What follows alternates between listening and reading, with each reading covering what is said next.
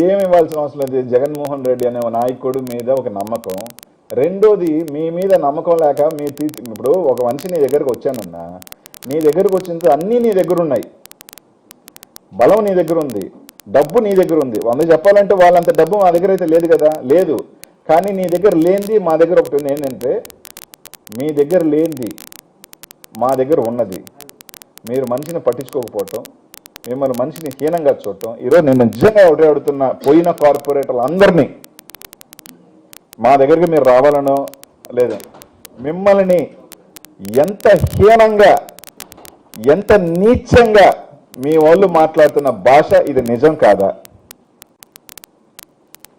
₹1 సాయం చేయాల వాళ్ళు. నెల్లూరు నగరంలో గర్వంగా చెప్తానన్నా 28 కార్పొరేటర్లు ఉంటే ఒక 2-3 తప్ప కౌరవులందరికీ సింహభాగం అనిల్ కుమార్ యాదవ్ కాంట్రిబ్యూషన్ ఉంది. కొందరికైతే 100% కాంట్రిబ్యూషన్ ఉంది. ఇంకా నాకు హక్కు ఉంది.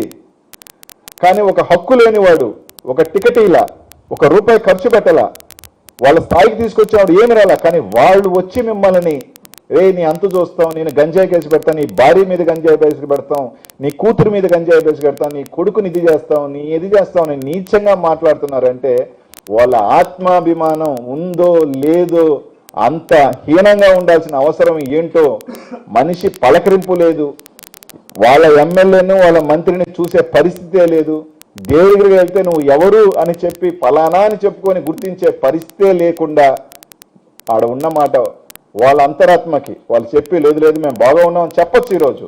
కానీ వాళ్ళ అంతరాత్మకి మీరైనా పని పిడిస్తే అంత ఘోరంగా ఉంది. ఎందుకంటే దారి పోయి యదవులు కూడా, సైకిల్ దొంగలు కూడా కొంతమంది వాళ్ళని నీచంగా మాట్లాడే పరిస్థితి ఉంది. నీచంగా వాస్తవం ఇది.